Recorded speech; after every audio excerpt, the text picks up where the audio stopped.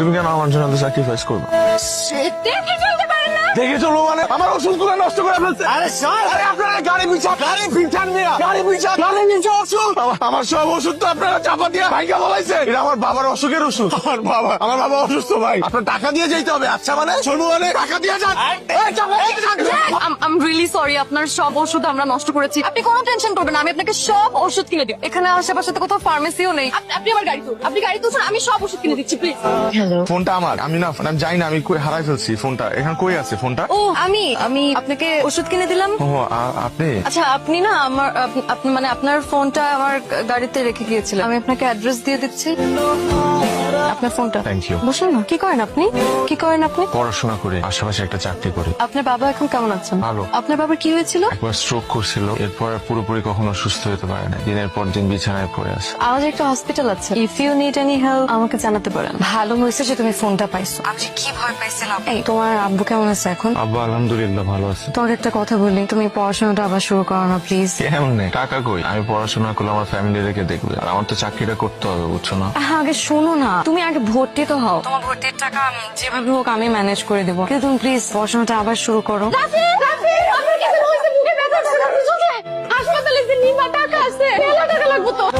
3 লক্ষ টাকা madam. Rain, এত রাত হলো কেন? রিশানের বার্থডে পার্টি ছিল। Birthday party? দেখো, তোমার সাথে আমার একটু কথা আছে। এখনই? দেখো, এরকম করে কতদিন চলবে? এই যে তুমি রাত বেরোতে আসছো, এই বিভিন্ন পার্টি শাড়ি করে বেড়াচ্ছ, ভবিষ্যতের চিন্তাই করছো না, এটা ঠিক না। প্লিজ আর একটা বিয়ে শাদী করো। বাবা, একটা তো করলাম, টিকটো না। তুমি কেন এসব বারবার বলে আমাকে এম্বারেসড ফিল করাচ্ছ? কি অবস্থা? আম্মা আপনার কথাই বলতেছিল একটু আগে। আব্বা এখন অনেক সুস্থ আগের থেকে। আপনি আমাদের জন্য যা করলেন, কিভাবে যে এই ঋণ শোধ করবো আমার জানা নেই। আচ্ছা, তুমি কি কাল ফ্রি আছো? তোমার সাথে আমার কিছু কথা ছিল।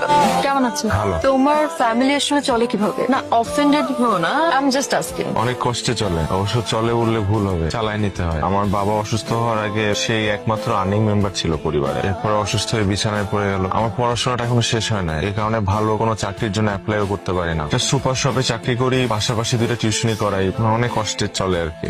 আমাকে তোমার কেমন লাগে? হ্যাঁ? না মানে অ্যাজ এ পার্সন আমাকে তোমার কেমন লাগে? আপনি খুব ভালো একটা মানুষ। আমার বাবা অসুস্থ হওয়ার পর আমি তো ভয় পেয়ে গেছিলাম। আপনি যেভাবে হেল্প করছেন, আপনি হেল্প না করলে আব্বাকে বাঁচাইতে পারতাম না। কিন্তু আমি তো তোমাকে এমনি এমনি হেল্প করি, হয়তো হেল্প করার পিছনে কোনো কারণ আছে। এর বিনিময়ে আমি যদি তোমার কাছে কিছু চাই, will you give it to me? অবশ্যই। আপনি আমার আব্বার জান বাঁচাইছেন, আপনি যা চাবেন আমি আমার সামর্থ্যের মধ্যে হলে অবশ্যই করবো।